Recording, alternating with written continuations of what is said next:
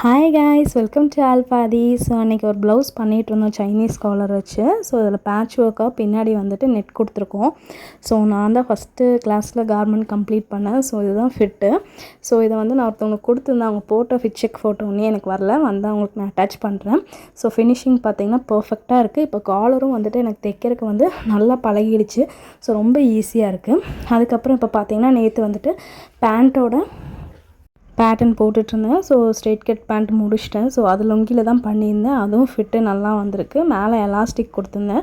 So கம்ஃபர்டபுளாக இருந்துச்சு. So பாருங்கள், இந்த மாதிரி தான் இருக்குது. கொஞ்சம் எனக்கு வந்து ரோப் வைக்கிறத விட எலாஸ்டிக் கம்ஃபர்டபுளாக இருக்கும். ஸோ அதுக்கு ஏற்ற மாதிரி நான் பண்ணியிருந்தேன். அதுக்கப்புறம் பார்த்தீங்கன்னா லைன் குர்த்தி ஒன்று தைக்கணும். இந்த கார்மெண்ட் வந்துட்டு எனக்கு ரொம்ப பெண்டிங்காக இருந்துச்சு. ஏன்னா அன்றைக்கி நான் லீவு, அந்த ஒரு வீக்கே லீவ் போட்டிருந்தேன். ஸோ அதனால் இன்னும் நான் வந்துட்டு அதுக்கு ஃபேப்ரிக் எடுக்கல. அதனால் என்ன பண்ணேன், வீட்டில் ஒரு டேபிள் கிளாத் ஒன்று இருந்துச்சு பழசு. ஸோ அதை வந்து நம்ம கன்வெர்ட் பண்ணிக்கலாம்னு அந்த டேபிள் கிளாத் எடுத்துட்டேன்.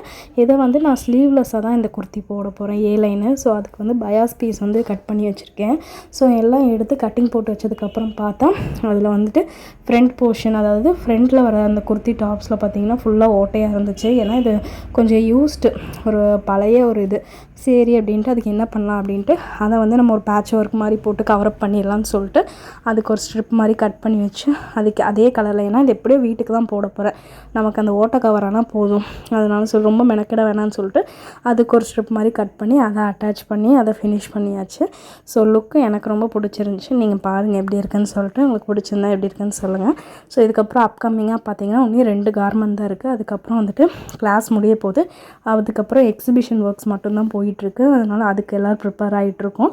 ஸோ பாருங்கள், போட்டுட்டோம். ஃபிட்டும் இது வந்து ஆக்சுவலாக லைன் அப்படிங்கும்போது லூஸாக தான் இருக்கும், நம்ம டைட் பண்ணக்கூடாது வேஸ்ட்கிட்டலாம்.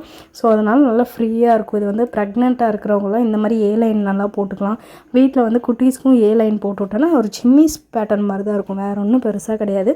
ஸோ இது பண்ணி போட்டிருக்கேன். எனக்கு பேண்ட் அண்ட் இது அப்படியே வீட்டில் யூஸ் பண்ணுறதுக்கு கம்ஃபர்டபுளாக இருந்துச்சு. Hope you all like the video. Thank you for வாட்சிங்.